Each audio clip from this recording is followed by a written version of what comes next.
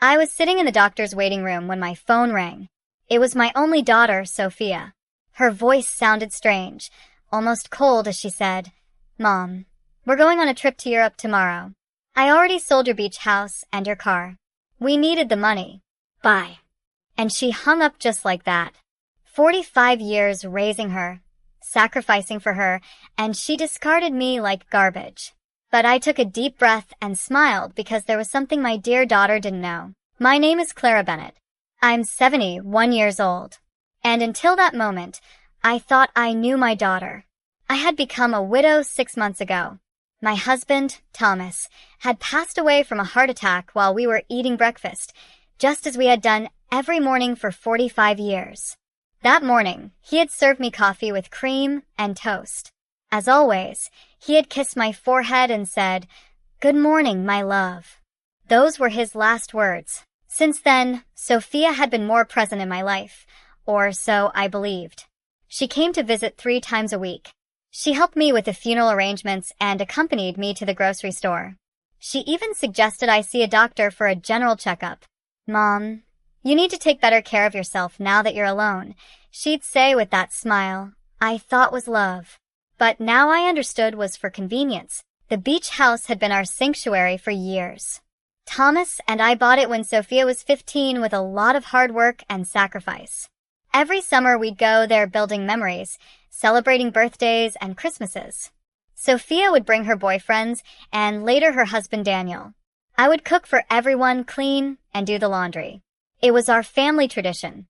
I never thought she'd see it as just money. And the car, that old Ford pickup truck Thomas cared for like his own child.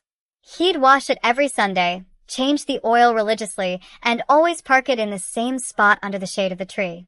Sophia knew what that truck meant to me. It was the last thing I had left of him. His scent still lingered on the seats. When she hung up, I stayed there on that uncomfortable green plastic chair, surrounded by other sick people. And for the first time in months, I didn't cry. Something strange happened inside me, a calm I hadn't felt since Thomas's death. Because in that moment, I remembered something I had completely forgotten. 3 days before he died, Thomas had handed me a manila envelope. "Antonia, put this in the drawer of your dresser. If something happens to me, open it after a while, but only when you feel ready." I had put it away without much thought. After the funeral, with so much grief and so many arrangements, I simply forgot. But there it was, waiting for me at home. The nurse called me to go into the office. The doctor examined me and said I was in good health for my age, that I just needed to rest more and eat better. I nodded and smiled, but my mind was elsewhere.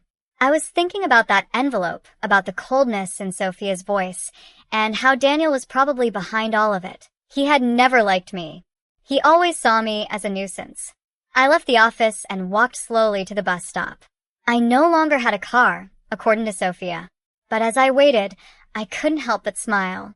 There was something poetic about all of this. My daughter thought she had left me with nothing. But what she didn't know was that Thomas, my dear Thomas, had always been a man who planned ahead.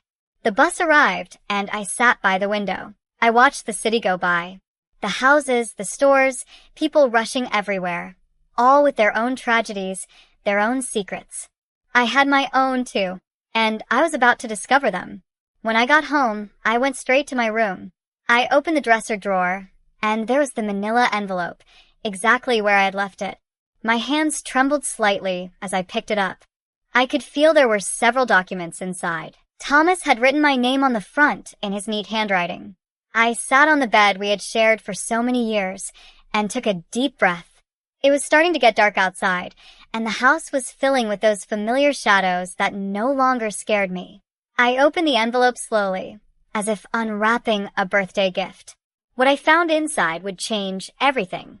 What I found in that envelope took my breath away. There were legal documents, deeds, bank certificates, and a handwritten letter from Thomas. My eyes filled with tears as I read his familiar handwriting. "My dear Antonia, if you are reading this, it means I am no longer with you. Forgive me for not telling you everything while I was alive, but I wanted to protect you from worries.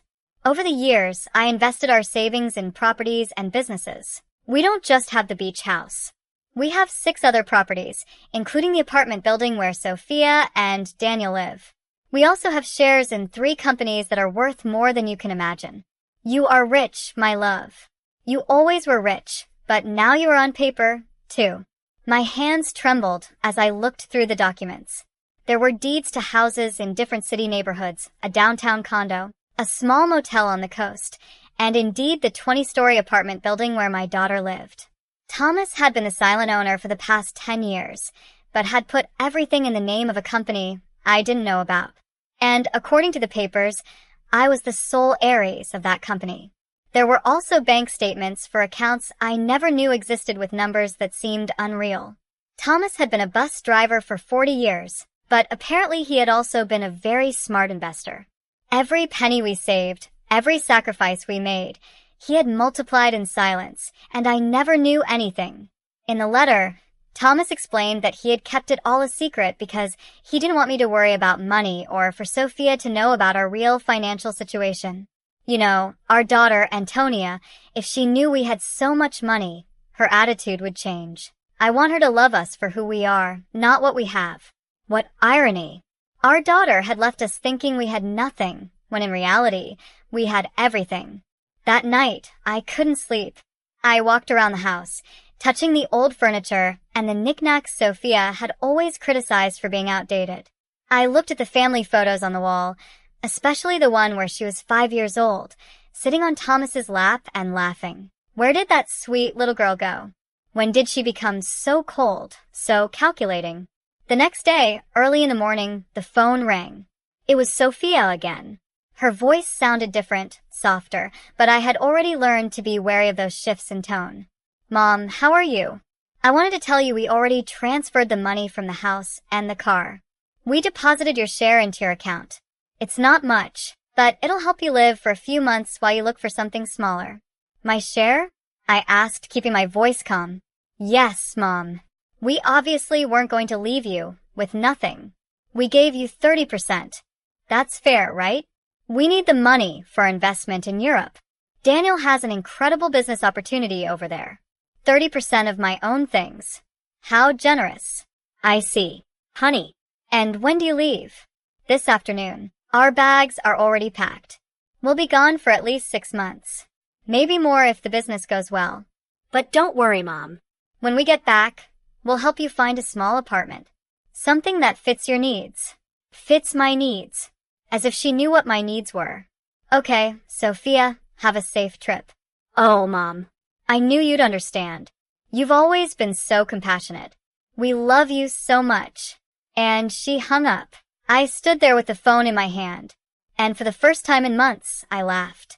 I laughed like I hadn't since Thomas died. The situation was so absurd. It was comical. My daughter had robbed me, kicked me out of my own house, talked to me with unbearable condescension, and all to fund a European adventure that would probably be a disaster. But what bothered me most wasn't the money. It was the ease with which she had discarded me. 45 years of my life dedicated to her, of sacrifice, of unconditional love, and she had erased me from her life with a 2-minute phone call. That was what truly hurt. I checked my bank account online. Sure enough, they had deposited an amount that probably seemed generous to them, but to me was a mockery. They had sold the beach house for much less than it was worth, likely because they needed the cash quickly, and they had sold Thomas's truck for a pittance. That afternoon, from my window, I watched Sophia and Daniel load their suitcases into a cab. He was carrying 2 huge suitcases. She had a very expensive-looking carry-on bag. I watched them laugh, kiss, and make plans. They looked like 2 teenagers excited for an adventure. They never looked toward my window, never said goodbye. When the cab drove away, I sat in the kitchen with a cup of tea and Thomas's documents spread out on the table. I had to make some decisions. I could call a lawyer, reclaim my properties, and get back everything they had taken. But something told me there was a better way to handle this, a more educational way. I called Mr. Lawson, the lawyer who had handled Thomas's affairs. He had been at the funeral, had given me his condolences, and had told me to call if I ever needed anything. Well, now I needed him. Mrs. Brooks, it's good to hear from you. How are you? I'm doing well, Mr. Lawson. I need to see you urgently. I found some documents from Thomas that I don't quite understand. Of course, you can come to my office tomorrow morning. I'll be there. That night, for the first time in months, I slept soundly. I dreamed of Thomas. He was sitting in his favorite chair reading the newspaper, just like every morning. And when he saw me, he smiled and said, "It's about time, my love. It's about time you stood up for yourself." I woke up with a strange feeling.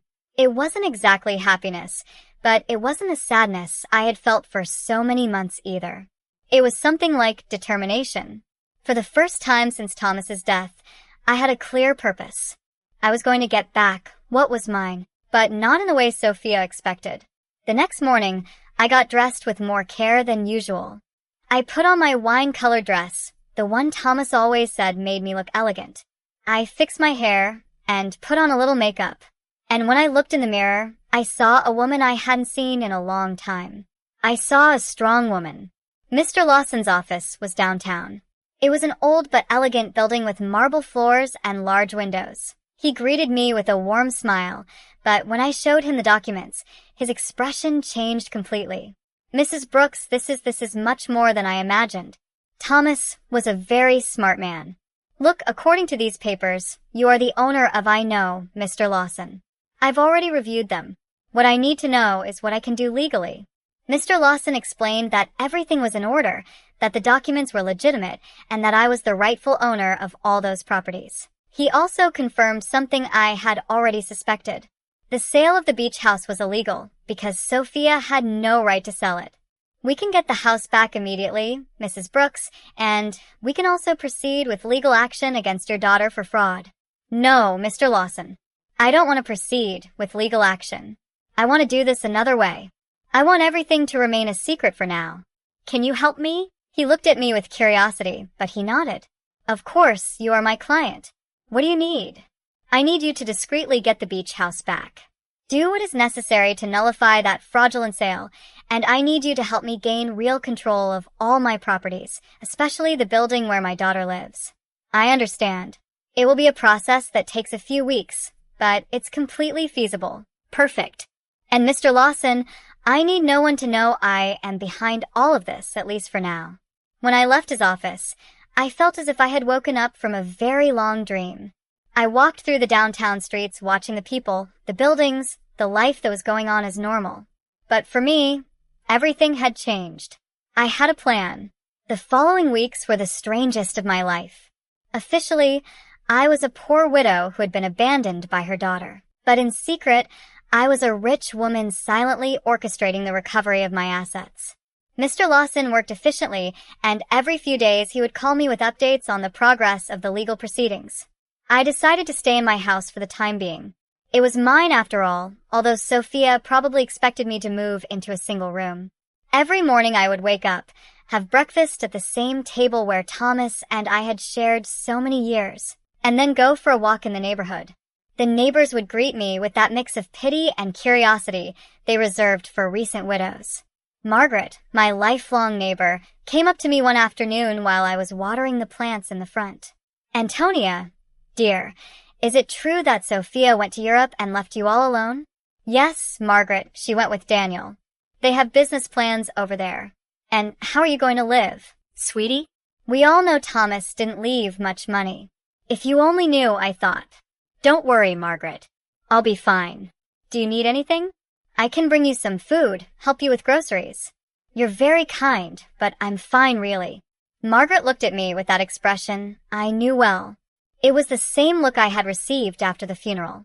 Compassion mixed with a little relief that it wasn't her tragedy. "Well, you know where to find me if you need anything." These conversations were constantly repeated. "Mrs. Brooks, I have good news. I was able to nullify the sale of the beach house. The buyers didn't know the sale was fraudulent, so they got their money back without any problems. The house is yours again." "Excellent, Mr. Lawson. And the building where Sophia lives, that one is more complicated. Technically, you've always been the owner through the company, but we need to make some administrative changes so that you have direct control. That should take another 2 weeks." "Perfect. Keep me informed." After hanging up, I sat in the kitchen with my coffee and thought about Sophia. She had been in Europe for 3 weeks, and I hadn't heard anything from her. Not a call, not a message, not even a postcard. To her, I had ceased to exist the moment she got the money she needed, but I knew that was going to change soon. I decided to visit the beach house. I took the bus to the coast, the same route Thomas and I had taken hundreds of times. The house was exactly as I remembered it, small, painted cream-colored with a porch overlooking the ocean. The new owners had put some potted plants on the steps, but other than that, everything was the same. I sat on the curb across the street and looked at it for an hour. I remembered summer afternoons when Sophia was little, running on the beach and building sand castles. Thomas grilling fish on the barbecue while I made salads in the kitchen. Sophia bringing friends, then boyfriends, then Daniel. All those happy moments that she had reduced to a simple commercial transaction. An older gentleman came out of the house and saw me sitting there. He approached me with curiosity. "Are you okay, ma'am?" "Yes, thank you. I'm just remembering. I knew the former owners." Yes, I knew them very well. What a shame about what happened. They told us the elderly lady was very sick and needed to sell fast. We thought it was a steal, but it turns out the sale wasn't legal. We had to give the house back. Did you know them personally? No.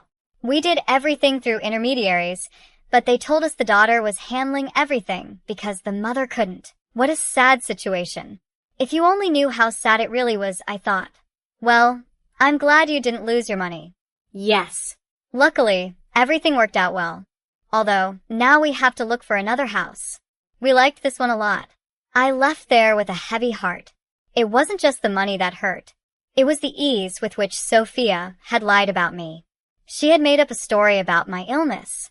She had used my supposed vulnerability to justify her actions. To her, I wasn't a person with feelings, but an obstacle that had to be removed. That night, I called Mr. Lawson again. "Mr. Lawson, I need you to help me with something else. I want to get Thomas's truck back, too." "That will be more difficult, Mrs. Brooks. The truck was in your name, but your daughter had a power of attorney that allowed her to sell it. How is that possible? Apparently, you signed that power of attorney a few months ago after your husband's death. Don't you remember?" There it was, the moment Sophia had started planning all of this. I vaguely remembered signing some papers she had brought to me, telling me they were to facilitate the funeral and inheritance arrangements. I had been so confused by grief that I signed without reading. How naive I had been. "I understand, Mr. Lawson. Is there any way to get it back?" "We can try, but it will be more complicated. We would need to prove that you signed that power of attorney under deception or coercion. Let's do it. I want to get back everything they took from me." Over the next few weeks, I developed a strange routine. In the mornings, I was the poor widow everyone knew. I would go out to buy necessities, talk to the neighbors, and keep up appearances. But in the afternoons, I became a businesswoman. I would study Thomas's documents, talk to Mr. Lawson, and plan my next move. I learned things about finance I never thought I would need to know. I discovered that Thomas had been much smarter than I thought. Every one of his investments had been carefully calculated.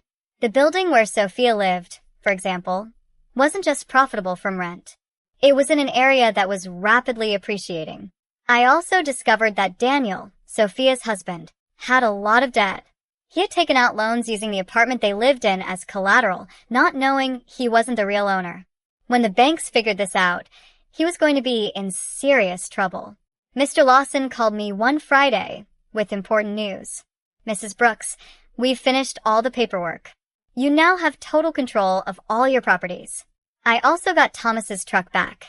The buyer turned out to be an acquaintance of mine, and when I explained the situation, he agreed to return it in exchange for a small compensation.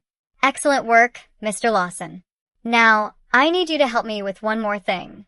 I want you to send a letter to my daughter." "What kind of letter?" "An eviction notice." There was silence on the other end of the line. "Mrs. Brooks, are you sure you want to do this?" "Completely sure."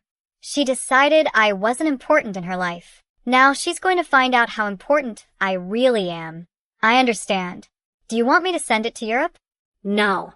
"I want you to give it to her when she gets back. I have a feeling it's going to be very soon." I wasn't wrong. That same afternoon, Margaret came running to my house with fresh neighborhood news. "Antonia, did you know that Daniel is in trouble with the bank?" My brother-in-law who works there told me they're investigating some loans he took out using the apartment they live in as collateral, but it turns out the apartment isn't his. Really? Yes.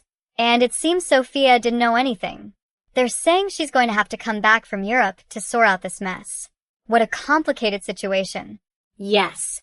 And the worst part is apparently Daniel lied to her about the business in Europe. There was no business. He just wanted to escape the debts he had here. Perfect. Everything was working out exactly as I had expected. Sophia had trusted Daniel, had sacrificed a relationship with me for him, and now she was discovering that he wasn't the man she thought he was. That night, I sat on the porch with a cup of tea and looked at the stars. Thomas used to say that the stars were the souls of people who had lived a full life watching over their families from the sky.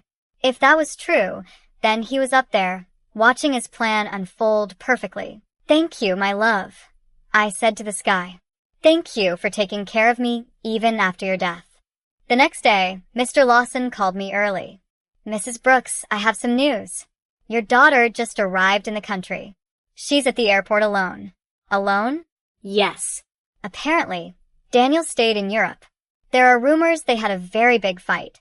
I see. Did you send the letter? I'm going to send it today. She should receive it tomorrow. I hung up the phone and stood there in the kitchen, feeling a mix of nervousness and anticipation. After so many weeks of silent planning, the moment for the first real move had finally arrived. Sophia was about to discover that her mother was not the defenseless victim she believed. Sophia arrived at her apartment on Tuesday night. I knew this because Margaret, who seemed to have informants throughout the neighborhood, came to tell me the next day, "Antonia, your daughter came back last night." I saw her go in with one suitcase, but she looked terrible, pale, with dark circles under her eyes, as if she had been crying the whole flight. Alone, completely alone. And something strange, Antonia, when the doorman asked her for the keys, she didn't have them. She had to ask the superintendent to let her in with the emergency copy. Interesting. Daniel had the keys, which meant he had probably decided not to come back. Or maybe Sophia had discovered something about him and had fled. In any case, my daughter was back, and very soon she would receive my little welcome gift. Mr. Lawson called me that same afternoon. "Mrs. Brooks, the letter was delivered an hour ago. The doorman confirmed that your daughter received it in person." Perfect. How long did we give her? 30 days to vacate the apartment as per legal standards. But Mrs. Brooks, are you sure you want to do this? She is your daughter after all. Mr. Lawson, my daughter kicked me out of my own house with a 2-minute phone call. She sold my things without asking. She treated me like garbage. Now she's going to learn that actions have consequences. I understand. I just wanted to make sure you had considered all the implications. I have considered them, Mr. Lawson. All of them. That night, I couldn't sleep. I stayed awake imagining Sophia's face when she read the letter. The initial confusion, then the disbelief, then the panic. She would probably think it was a mistake that someone was trying to scam her. But when she called to verify, she would discover that everything was completely legal. The next day, as if she had been waiting for my call, the phone rang at 8 o'clock in the morning. It was Sophia, and her voice sounded desperate. Mom. "Mom, I need to talk to you urgently." "Good morning, honey. How was Europe?" "Mom, I don't have time for that right now. I received a very strange letter yesterday. It says I have to vacate my apartment in 30 days. It must be a mistake, right? Do you know anything about this?" "An eviction notice." "How strange. From whom?" "From a company I've never heard of. It's called Wait. Let me find the letter. Thomas Investments Incorporated. Do you know this company?" Thomas had used his own name for the company. How poetic.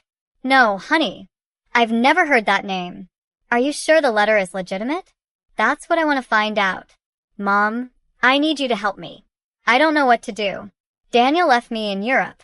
He ran off with another woman, and now I come back to this. I don't understand what's happening." There was the confirmation. Daniel had abandoned her. Probably when the money ran out, or when he realized that the legal problems at home were more serious than he thought. Poor Sophia. She had sacrificed her family for a worthless man. "I'm so sorry, honey. Where are you now?" I'm in the apartment, but I don't know for how long. Mom, can I come see you? I need to talk to someone. I don't have anyone else. The irony was perfect. Now that she was left without the man for whom she had abandoned me, she remembered she had a mother. Of course, honey. Come over whenever you want. I'm on my way. I hung up the phone and looked at myself in the mirror. I had to be perfect for this performance. I put on my most conservative gray dress, tied my hair in a simple bun, and practiced my expression of a worried but resigned mother. When Sophia arrived, she would see exactly what she expected to see, a poor, vulnerable widow who had been abandoned by her own daughter. Sophia arrived an hour later. When I opened the door, I was surprised at how bad she looked. She had lost weight, had deep circles under her eyes, and her expensive clothes looked wrinkled and unkempt. Her eyes were red from crying. "Mom," she said, and for a moment I thought she was going to hug me, but she stopped as if she suddenly remembered how things had ended between us. "Come in, honey. Do you want some coffee?" "Yes, please." We sat in the kitchen at the same table where I had read Thomas's documents weeks ago. Sophia looked small in that chair, lost, just like when she was a child, and came to tell me about her school problems. "Mom, I'm so sorry for the way I left. I know I didn't treat you well. It's in the past, honey." "No, it's not. I treated you badly. I said horrible things, and now," her voice broke, "now I have no one. What happened with Daniel? He left with a 25-year-old hotel waitress in Paris. It turns out there was never any business in Europe. It was all a lie. He just wanted to escape the debts he had here and use the money from the sale of your house to fund his adventure." "All the debts?" "Yes, Mom." So many debts. It seems he had been taking out loans for years, using the apartment we lived in as collateral. But now I find out he wasn't the owner of the apartment. How is that possible? Here was my opportunity. I don't know, honey. Property matters are very complicated.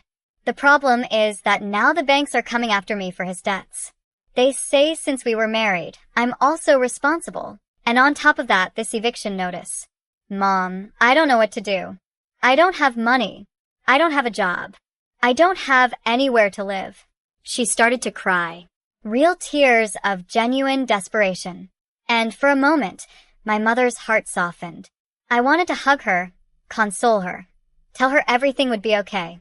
But then I remembered the coldness in her voice when she called me from the doctor's office, the ease with which she had discarded me, the way she had talked to me as if I were a burden. "Did you talk to a lawyer about the letter?" "I don't have money for a lawyer, Mom. We spent all the money in Europe. Daniel took what little was left when he ran off with that woman. So, what are you going to do?" "I don't know.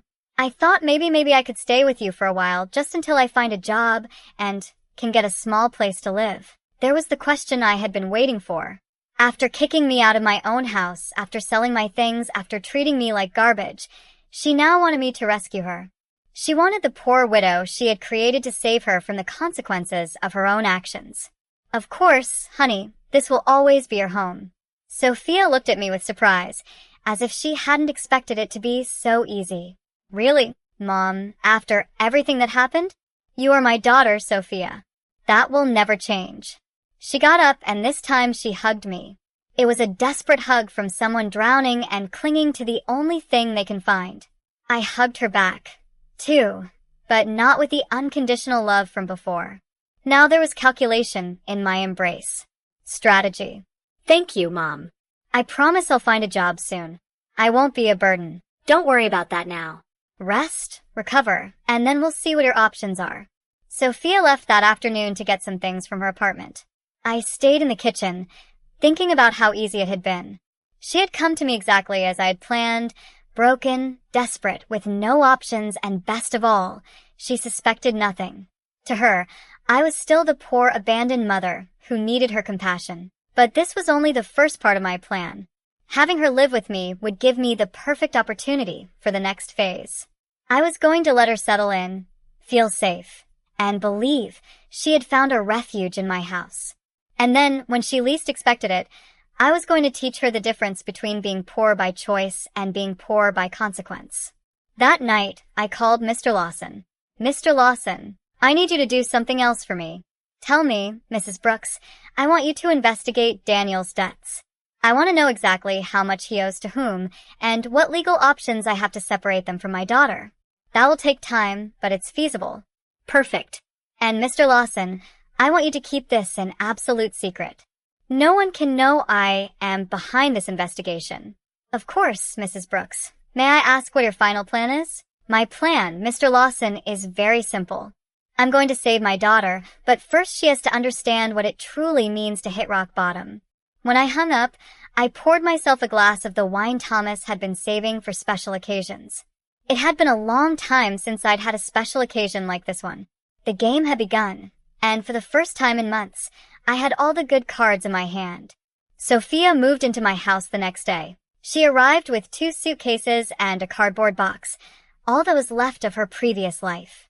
I watched her unpack in her old room, the same one she had slept in during her teenage years, and I could see the humiliation in every one of her movements. She had gone from living in a luxury condo to taking refuge in her childhood bedroom. "Mom, I found this in the apartment," she said, showing me a manila envelope. It was among Daniel's things. It has your name on it. It was another one of Thomas's envelopes. My heart sped up, but I kept my composure. My name? How strange. Yes, look. She showed me the envelope. Indeed, it had my name written on it in Thomas's handwriting, but this envelope was different from the one I had found in my dresser. This one was smaller, newer. Maybe Daniel found it among Dad's things when he died and forgot to give it to me. Sophia said, "It's possible. Can I see it?" I opened the envelope in her presence. Inside was a short letter and a small key. The letter said, "Antonia, if you are reading this after having received the main envelope, it means our daughter is going through a difficult time. This key opens a safety deposit box at the Central Bank downtown branch. The number is 247. There is something there that can help you help her, but use it wisely. With eternal love, Thomas." Sophia read the letter over my shoulder. A safety deposit box? Dad had a safety deposit box. I had no idea. I didn't either. I lied. "Your father never told me about this. Do you think we should go see what's in there?" "I don't know, honey. Maybe it's better to leave things as they are. But, Mom, maybe there's something important in there. Documents or I don't know. Maybe something valuable that can help us." The desperation in her voice was palpable. Sophia was clinging to any possibility of finding a way out of her situation, and I was going to let her cling a little longer before I showed her the complete reality. "Okay," I said after a calculated pause. "We can go tomorrow." That night, Sophia and I had dinner together for the first time in months. She had cooked, trying to be useful, but the food tasted of guilt and desperation. She told me more details about what had happened in Europe, and each story was worse than the last. "Daniel lied about everything, Mom. Not just the business, but the debts, too. I thought he only owed a little bit of money, but it turns out he owes over $100,000. And the worst part is he used my name for some of the loans without me knowing. How is that possible? He forged my signature. When I married him, I gave him some documents to handle the banking for our joint account. I never thought he'd use them for this. Do you have any way to prove you didn't know?" "I don't know. It's all so complicated. The banks say that since we were married, I'm responsible for all his debts anyway. And the divorce? I don't even know where Daniel is now. He just disappeared. His phone is disconnected. He doesn't answer emails. Nothing. It's as if he vanished." Perfect. Daniel had run away like the rat he had always been, leaving Sophia to face the consequences of her actions alone. In a way, he had done me a favor. Now, my daughter was experiencing exactly what I had felt when he abandoned me. Betrayal by someone she had completely trusted. "I'm so sorry. Honey, I didn't know things were so bad." "I didn't either, Mom. I thought Daniel loved me, that we were going to build something together, but it turns out I was just an easy way for him to get money and documents." Sophia started to cry again. How could I have been so stupid? How did I not realize who he really was? It was tempting to tell her that I had seen the signs from the beginning, that I had tried to warn her that Daniel never seemed trustworthy. But that would have broken my facade as a compassionate and vulnerable mother. Love can be blinding sometimes, honey. Don't blame yourself. But Mom, I didn't just ruin my life. I ruined yours too. I treated you horribly. I took your house, your truck, your things, and all to give to a man who abandoned me at the first opportunity. Now we're two poor women trying to survive because of me. It's in the past. Sophia, we'll be okay. No, it's not. Now we're both in trouble because of my mistakes. You lost everything Dad left you, and I lost my marriage and my future. We're two poor women trying to survive. If she only knew, I thought that at this very moment I had more money than she could possibly imagine, that I was the owner of the building where she lived, that I could solve all her problems with a single phone call. But it wasn't time yet. The next day, we went to the bank. Sophia was nervous, hopeful. I maintained my act as a confused widow who didn't understand much about finance. The bank employee led us to the safety deposit boxes, verified my ID, and opened box number 247. Inside were jewels, many jewels, rings, necklaces, bracelets, earrings. I recognized some pieces as heirlooms from Thomas's family. Others were completely new to me. There was also a letter explaining the origin of each piece and its approximate value. Sophia gasped. Mom, this must be worth a fortune. You think so? Yes. Look at this emerald in this pearl necklace. Mom, Dad saved a treasure here. According to Thomas's letter, the jewels were worth approximately $200,000. It was a significant amount, but it was nothing compared to the rest of my assets. It was like finding a few coins under the sofa when you have $1 million in the bank. What do we do with this, Mom? I don't know, honey. They're family memories. But, Mom, we could sell some of the pieces. With this money, you could get your beach house back, and I could pay off some of Daniel's debts. There it was again. Even when she found something valuable, Sophia's first reaction was to think about how to use it to solve the problems Daniel had created. She hadn't learned a thing yet. Are you sure you want to use your father's inheritance to pay Daniel's debts? What other option do I have, Mom? If I don't pay something soon, the banks are going to foreclose on everything I have. And technically, I don't own anything. Everything was in Daniel's name. Think carefully, honey. Once you sell these jewels, you won't be able to get them back. I know, but what else can I do? I can't get a job with all these legal claims pending. No employer is going to want to hire someone with so many legal problems. We took the jewels home. Sophia spread them out on the kitchen table and examined them one by one, calculating which ones she could sell and which she could keep. It was painful to watch her reduce decades of family history to numbers on a spreadsheet. Mom, I think I can get $180,000 for the jewels, she said one afternoon, counting the bills on the kitchen table. It's less than I expected, but it's enough to pay off the most urgent debts. Are you sure you want to do this? I have no choice. If I don't pay something soon, they'll seize everything. Even this house could be at risk if they prove I have some kind of legal connection to the properties. How ironic the situation was. Sophia was worried about losing a house that I owned, paying the debts of a man who had abandoned her with money from jewels that had belonged to the same man who had created the fortune that could save her. And how are you going to decide which debts to pay first? I talked to a free financial advisor at the bank. She told me to prioritize the debts that have real collateral because those are the ones that can affect property or lead to immediate foreclosure. Sophia had matured so much in these few weeks. The woman who had sold my things without consulting me was now carefully investigating every financial decision. The suffering had made her more responsible, but also more fragile. That night, while she was organizing the debt documents on the table, I received a call from Mr. Lawson. Mrs. Brooks, I have a full report on Daniel's debts. The situation is worse than I thought. How much worse? He owes over $200,000 to several banks and also has debts with private lenders. What's more concerning is that he used falsified documents with your daughter's signature for some of these loans. That means Sophia is legally responsible. It's complicated. If we can prove she didn't know, we might be able to get her out of some of the debts. But it's going to be a long and expensive process. How expensive for a good lawyer specializing in these types of cases?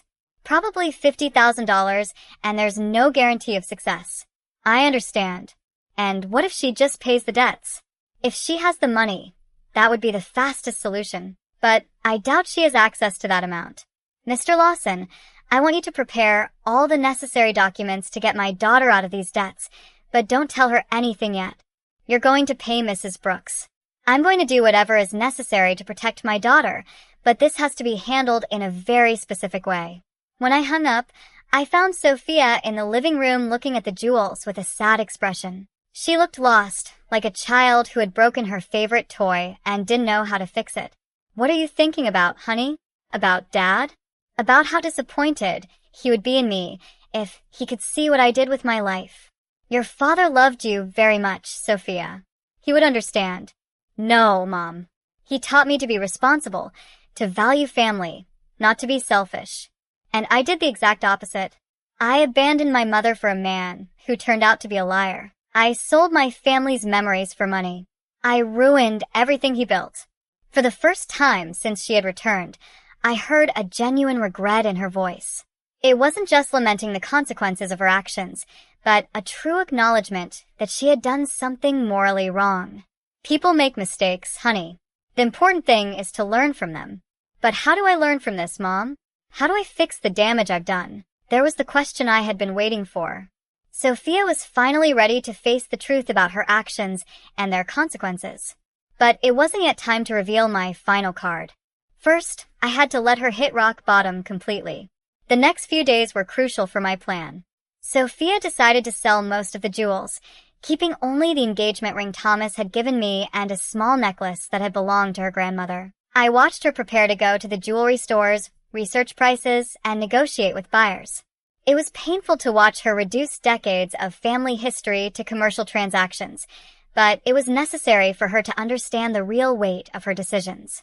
Mom, I got $180,000 for the jewels, she told me one afternoon, counting the bills on the kitchen table. It's less than I expected, but it's enough to pay off the most urgent debts. Are you sure you want to do this? I have no choice. If I don't pay something soon, they'll foreclose on everything. Even this house could be at risk if they prove I have some kind of legal connection to the properties. How ironic the situation was.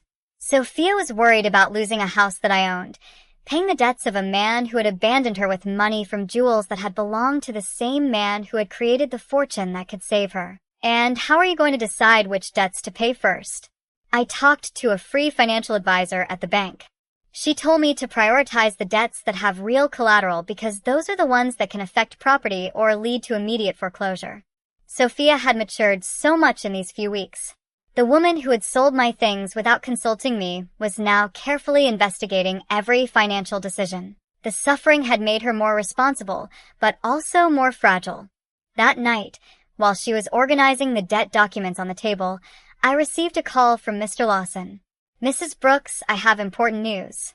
We managed to locate Daniel. Where is he? In Paris, just as your daughter suspected. But here's the interesting part. He's trying to get French residency through a fake marriage with that young woman your daughter mentioned. A fake marriage? Yes. Apparently, the girl needs papers, and he needs a way to stay in Europe without being deported. But the most important thing is that we found evidence that he deliberately falsified your daughter's documents with the intention of fleeing the country. That means Sophia can get out of the debts. With this evidence, yes, we can prove fraud and coercion. Your daughter won't have to pay anything for what Daniel did behind her back. It was perfect. I had a way to save Sophia from all her debts legally without her suspecting that I had the money to do it. Mr. Lawson, I want you to start the legal process immediately. Don't tell my daughter anything yet. I want the process to be completely finished before I tell her. I don't want to give her false hope. Understood. This will take about 3 weeks, maybe a month. Perfect. When I hung up, Sophia looked at me with curiosity. Who was that, Mom? A lady who was asking about Mrs. Davis, our neighbor on the corner. She had the wrong number.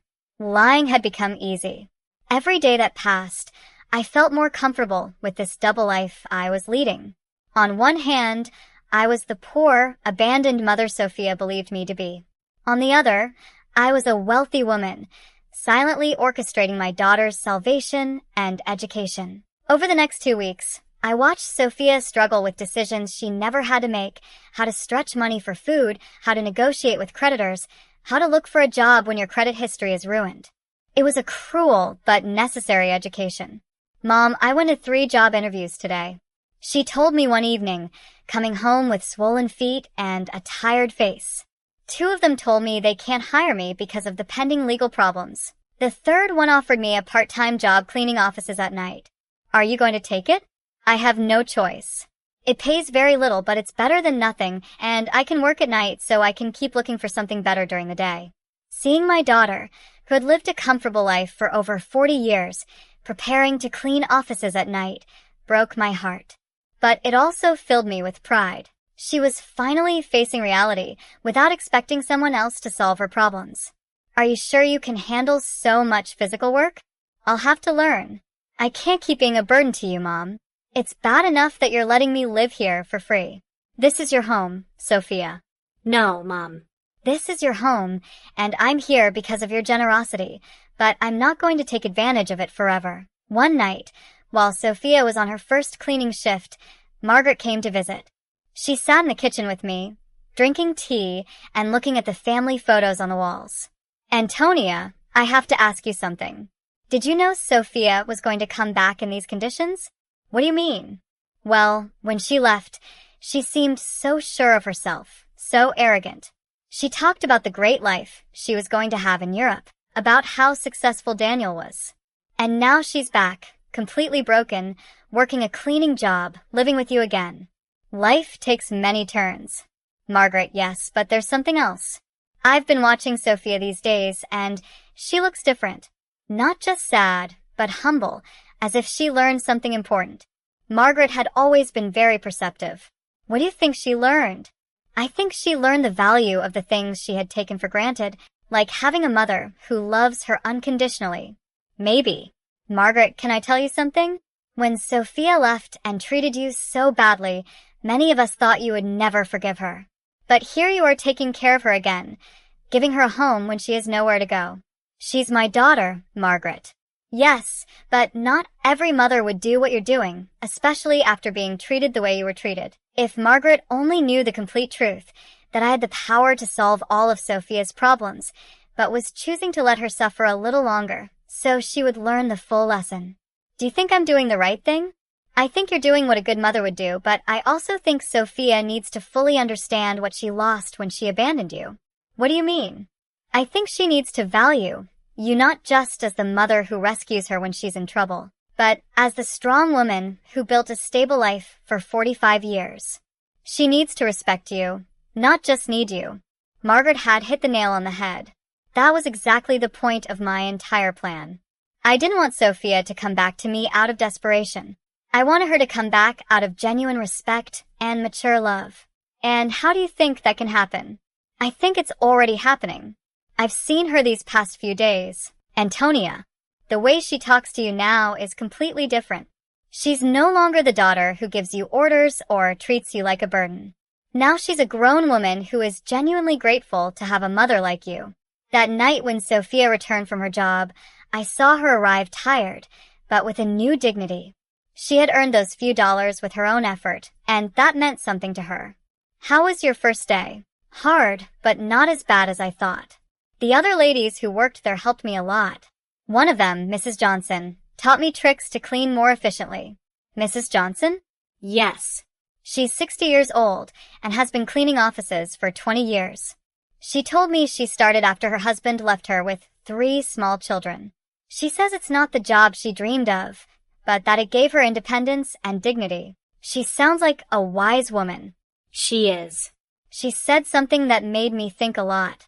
She told me there are 2 types of people who end up doing this job. The ones who are there because they never had opportunities, and the ones who are there because they ruin the opportunities they did have.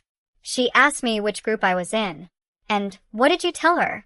I told her the truth that I had all the opportunities in the world, a family that loved me, a stable home, an inheritance, and that I ruined it all by following a worthless man. What did she say? She laughed and said, "Well, honey, then at least you know exactly why you're here." That puts you one step ahead of most people. Sophia poured herself a glass of water and sat with me at the table. "Mom, I want you to know something. These past few weeks have been the hardest of my life, but also the most important. Why? Because I finally understand what really matters. It's not money. It's not living in the most luxurious apartment. It's not impressing people. It's having people who genuinely love you, who are there when everything falls apart. Sophia, no. Let me finish. You have every right to hate me for what I did to you. I abandoned you when you needed me most. I took everything Dad left you. I treated you as if you were a nuisance. And now I'm here again expecting you to forgive me and take care of me. I already forgave you, honey. But I haven't forgiven myself, and I won't until I prove that I've truly changed, that I've learned from my mistakes. Mr. Lawson called me the next morning. Mrs. Brooks, I have excellent news. The legal process is almost complete. We can get your daughter out of all of Daniel's debts. It was time. After weeks of watching Sophia struggle, work, and reflect on her mistakes, the moment had finally arrived to show her that she had never been alone, that she had always had someone quietly watching over her. Mr. Lawson, I want you to organize a meeting. It's time for my daughter to know the whole truth. Mr. Lawson arranged the meeting for Friday morning at his office. I told Sophia that I had made an appointment with a lawyer who could help her with her legal problems, but I didn't explain the details. She agreed to come, although she was nervous about the cost of the consultation. Mom, I don't have money to pay a lawyer. I barely have enough to cover basic expenses. Don't worry about that now, honey. Let's just hear what he has to say. We arrived at Mr. Lawson's office on time. Sophia had dressed in her best clothes, which now looked a little big on her thinner body. She was nervous, wringing her hands, expecting another piece of bad news on her endless list of problems. Mr. Lawson greeted us with his usual professional smile. Mrs. Brooks, Miss Brooks, thank you for coming. Thank you for seeing us, Sophia replied. Although I should warn you that my financial situation is very complicated and I probably can't afford high fees. That's exactly what we're going to talk about, Mr. Lawson said, exchanging a look with me. But first, I need you to review these documents. Mr. Lawson handed Sophia a thick folder.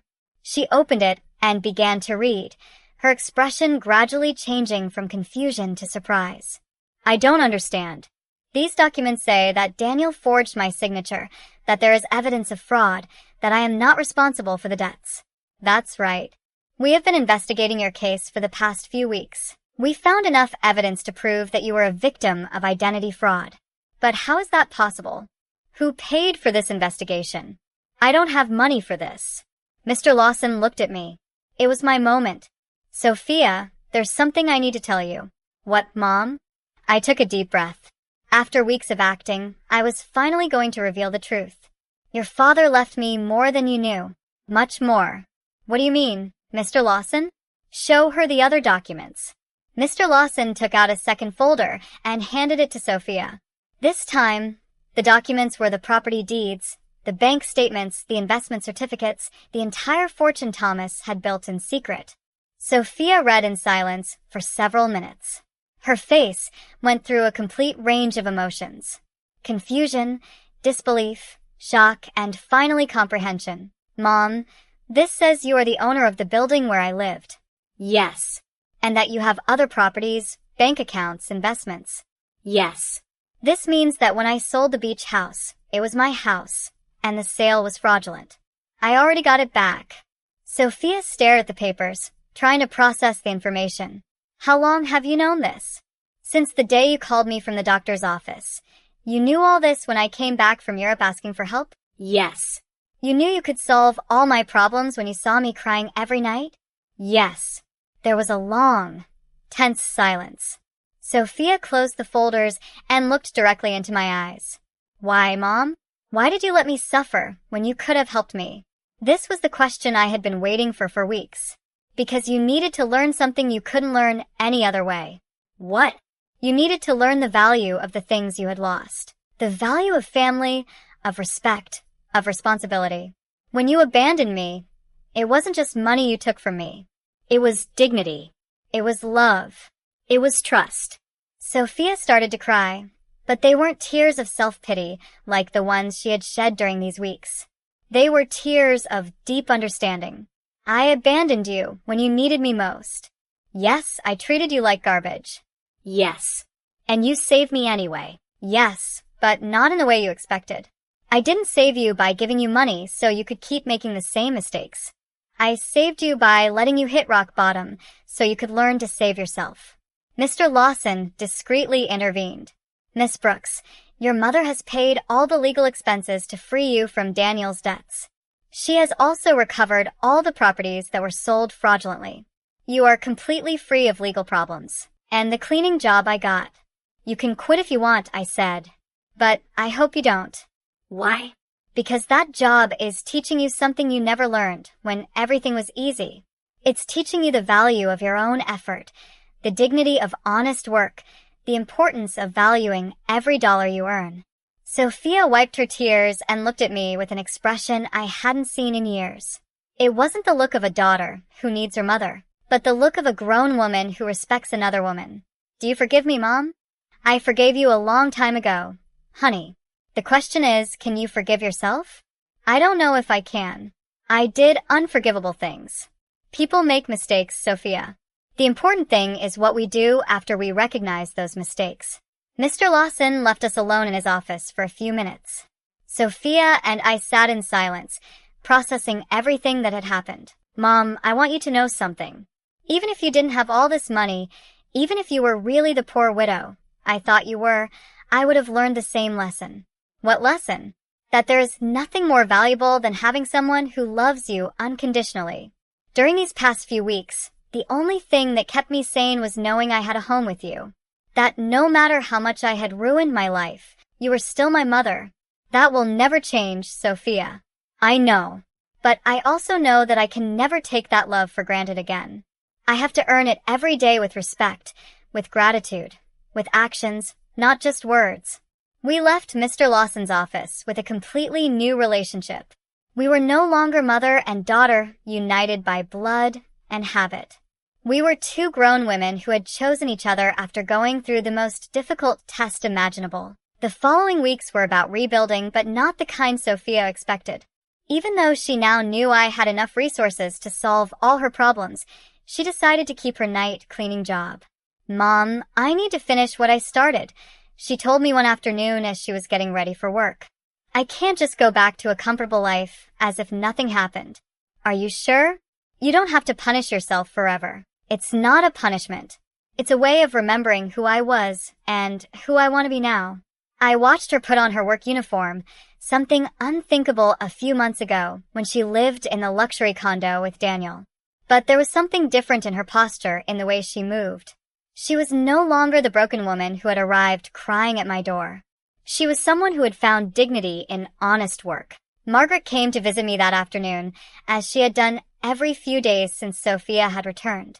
Antonia, there are some very strange rumors going around the neighborhood. What kind of rumors? People are saying that you're not as poor as we all thought. Someone saw Sophia leaving a very elegant lawyer's office downtown, and then they saw her paying off all her debts at the bank. People talk a lot. Margaret. Yes, but they're also saying you got your beach house back, and that somehow you managed to solve all of Sophia's legal problems. That costs a lot of money. Antonia. Margaret knew me too well to fool her for long. What do you want to know exactly? I want to know if my friend of 40 years has been lying to me about her situation. I poured myself a cup of tea and sat across from her. It was time to be honest with someone else. Thomas left me more than anyone knew. Margaret much more. How much more? Enough so that Sophia and I never have to worry about money again. Margaret was silent for a moment, processing the information. And why did you pretend to be poor all these months? Because I needed Sophia to learn something she couldn't learn any other way? I told her the whole story.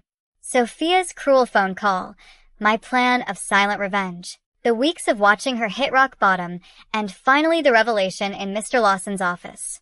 Antonia, that is brilliant and terrible at the same time. Terrible. Yes, because you let your own daughter suffer when you could have helped her immediately. But also brilliant because I understand why you did it. You do? Yes. Sophia needed to learn the value of the things she had lost. If you had simply given her money to solve her problems, she would have learned that there's always someone who will rescue her from the consequences of her bad decisions. Exactly. But Antonia, didn't it hurt you to see her suffer? Every day, every night, I saw her crying. Every morning I saw her get up to go to work tired and defeated. But I knew that if I rescued her too soon, she wouldn't have learned the full lesson. And do you think she learned it? Look for yourself. Sophia knows that she now has access to enough money to live comfortably, but she chose to keep her job. She knows she can move to a better place, but she decided to stay here with me. She knows she doesn't have to worry about the debts, but she's using her own savings to help other women in similar situations. She's helping other women. Yes, she became friends with the ladies she works with and is using some of the money she earned cleaning offices to help a coworker who is having trouble, paying for her son's daycare. Margaret smiled. That's not the Sophia who went to Europe. No, she's not. This Sophia understands that money is a tool, not a goal. She understands that dignity comes from work and respect, not from material possessions. That night, when Sophia returned from work, she found me reading in the living room. Mom, I have to tell you something. Today, Mrs. Johnson asked me if I was the daughter of the rich lady from the north side of town. What did you tell her? I said yes, that you have enough money for me not to have to work. And do you know what she asked me next? What she asked me why I was still working. So I explained that it was because I need to prove to myself that I can stand on my own 2 feet. And what did she say? She laughed and said, "Honey, that's the difference between being rich and acting rich. Your mom taught you how to be truly rich. Mrs. Johnson is very wise." She is. And she made me understand something important. It's not about the money you have, but about how you use it and how you relate to it. Sophia sat down with me on the sofa. Mom, I want you to know that I've made a decision. I'm going to keep living here with you, but not as a daughter who has come back home to her parents. I want to stay here as a grown woman who chooses to share her life with her mother. What's the difference? The difference is that I'm going to pay my share of the expenses. I'm going to contribute to the upkeep of the house, and I'm going to treat this relationship as a partnership between 2 independent women who love and respect each other. Sophia, you don't need to. Yes, I do. Mom, I need our relationship to be different from what it was before. Before I was a daughter who took her mother's love and care for granted. Now I want to be a grown woman who values and takes care of the most important relationship in her life. And your job? I'm going to keep working, but not necessarily cleaning offices forever. I want to go back to school. I want to prepare myself to do something more meaningful with my life. But I want to do it step by step, earning every opportunity. Do you have any idea what you want to study? Yes, I want to study social work. These past few weeks have taught me how many people are going through difficult situations without having anyone to support them. I want to use the resources we have to help other women who are going through what I went through. It was perfect. Sophia had not only learned to value what she had, but she had found a way to use her experience for something constructive. And what about Daniel? Mr. Lawson told me he was arrested in France for the fraudulent marriage. He's going to be deported soon, but honestly, Mom, I don't care anymore. That part of my life is over. You don't feel any resentment? No. Daniel did me a favor without even knowing it. If he hadn't abandoned and betrayed me, I never would have hit rock bottom. And if I had never hit rock bottom, I never would have learned to truly value what I have. That night, for the first time in months, I went to bed completely at peace. My plan had worked perfectly. Sophia had not only learned the lessons she needed to learn, but she had emerged from the experience as a stronger, wiser, and more compassionate person. Thomas would have been so proud. 6 months later, our life had found a new balance that neither of us could have imagined before. Sophia finished her social work studies with excellent grades, and I decided to use some of my resources to establish a foundation to help women in situations of domestic violence and financial abandonment. Mom, the letter from the university arrived. Sophia said one morning, coming into the kitchen with an envelope in her hands. I was accepted into the master's program. I start next semester. But Mom, I want you to know I'm going to pay for it with my own savings. I've been saving money for my job at the city. The salary isn't high, but she had learned to live with the essentials and to value every dollar she earned. Are you sure? We can easily afford the master's program. I know, but I need to do it on my own. It's part of who I am now. Margaret came to visit that afternoon, as she had done every Friday for the past few months. She had become a confidant to both of us, watching our transformation with fascination. "Antonia, I have to confess something," she said, pouring herself a second cup of tea. "At first, I thought you were very cruel to Sophia. And what do you think now? Now I think you were the wisest mother I've ever known. Look at your daughter. Really look at her." It was true. The Sophia who was in the living room studying for her exams was completely different from the one who had left for Europe months ago. This Sophia had a serenity that came from within, a confidence that was based on her own achievements, not on material possessions. Did you know I saw Sophia at the grocery store yesterday buying vegetables for a family she's helping through her job? She hadn't told me.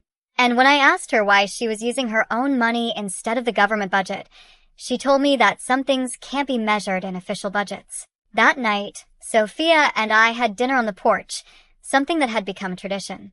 It was our time to talk about the day, plan for the future, and simply enjoy each other's company. "Mom, I received a very strange letter today," she said, cutting her salad. "From whom? From Daniel?" My muscles tensed. "Daniel? He wrote to you? From where?" "From prison in France. Apparently, he was sentenced to 2 years for marriage fraud. In the letter, he says he regrets everything he did and wants to ask for my forgiveness." "And how do you feel about it?" "Honestly, I don't feel anything. No anger, no sadness, no desire for revenge. It's as if that part of my life happened decades ago, not months ago. Are you going to write back?" No. "Not because I hate him, but because there's nothing to say. That Sophia, who married him, no longer exists. This Sophia has nothing to talk to him about." I was impressed by the maturity in her voice. The woman sitting across from me had developed an inner strength that came from hitting rock bottom and getting up on her own. "Do you know what this whole experience taught me, Mom?" "What?" "That true love isn't the one that tells you what you want to hear. True love is the one that teaches you what you need to learn, even when it hurts. It's a difficult lesson to learn, but it's a necessary one." Daniel told me what I wanted to hear. He made me feel special. He convinced me that I deserved a life of luxury without effort. "You taught me that true wealth comes from hard work, respect, and genuine relationships." That night, after Sophia went to her room to study, I sat on the porch alone, looking at the stars and thinking about Thomas. I had promised him I would take care of our daughter, and I finally felt I had fulfilled that promise in the right way. I hadn't taken care of her by giving her money when she needed it. I had taken care of her by teaching her to take care of herself. I hadn't saved her by solving her problems. I had saved her by allowing her to learn to solve them on her own. The next day was Sunday, and we had planned to visit the beach house together for the first time since I had gotten it back. Sophia hadn't wanted to go before, saying she needed time to process everything that had happened. "Are you ready?" I asked her as we got into the truck. "I think so." The trip was silent, but comfortable. When we arrived, Sophia stood for a moment in the truck, looking at the house where we had spent so many family summers. "It looks exactly the same," she said finally. "Some things don't change, but others do. I am not the same person who sold this house." We went in together. The house was clean and tidy, exactly as Thomas and I had kept it for years. Sophia walked through each room, touching the furniture and looking at the family photos that hung on the walls. "Mom, I want to apologize." "You already apologized, honey." "No, I want to apologize specifically for this house. Not just for selling it, but for reducing all our family memories to a commercial transaction. It's forgiven. This house represents 40 years of family summers, of birthdays, of Christmases. Dad built that porch with his own hands. You planted that garden. I learned to swim at that beach. And I turned it all into money to fund the adventure of a worthless man." She sat on the sofa where Thomas used to read on Sunday mornings. "Do you know what hurts me the most?" What? "That when I sold it, I didn't feel anything. It was just another property. Now being here again, I can feel Dad in every corner. I can't hear his laughter, smell his morning coffee, see his reading glasses on the table.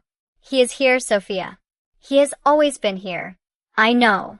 And I also know that he is proud of how you handled all of this. We spent the whole day at the house cooking together, cleaning and fixing small details. It was like a ritual of reconnection, not just with the place, but with the values that place represented. When the sun began to set, we sat on the porch Thomas had built, looking at the ocean. Mom, I have a proposal. What is it? I want us to turn this house into a temporary shelter for women who are leaving situations of domestic violence, a place where they can stay while they rebuild their lives. It was the perfect proposal. Thomas would have loved the idea that his beach house would serve to help other families. I think that's a beautiful idea, honey. We can use some of the foundation's resources to maintain it, and I can oversee the program through my job. Are you sure you want to turn our family sanctuary into that, Mom? The best sanctuaries are the ones that are shared. Dad always said that a house isn't truly a home until it opens its doors to other people who need love. He was right. Thomas had always been generous with our home, inviting relatives, friends, and neighbors who needed a place to stay. We returned home that night with a new project and a completely renewed relationship. We were no longer mother and daughter united by obligation or need. We were two women who had consciously chosen to build a life together based on love, respect, and a common purpose. That night, before falling asleep, I spoke to Thomas in silence. We did it, my love. Our daughter finally understood what truly matters. And for the first time since his death, I felt he answered me. I always knew you would. You're both stronger than you think. Justice had arrived not as revenge, but as education, not as punishment, but as transformation. And in the end, we had both gained something much more valuable than money. We had gained an authentic relationship built on a solid foundation that no future crisis could destroy. Did you like my story? And which city are you listening from? Let's meet in the comments. If you like the story, you can support me by sending a super thanks so I can keep bringing more stories like this. Thank you so much for your sweet support. I'm looking forward to your comments on the story. On the screen, you can see 2 new life stories that I highly recommend. There's so much more on my channel. Don't forget to subscribe. See you in the next life story. With love and respect.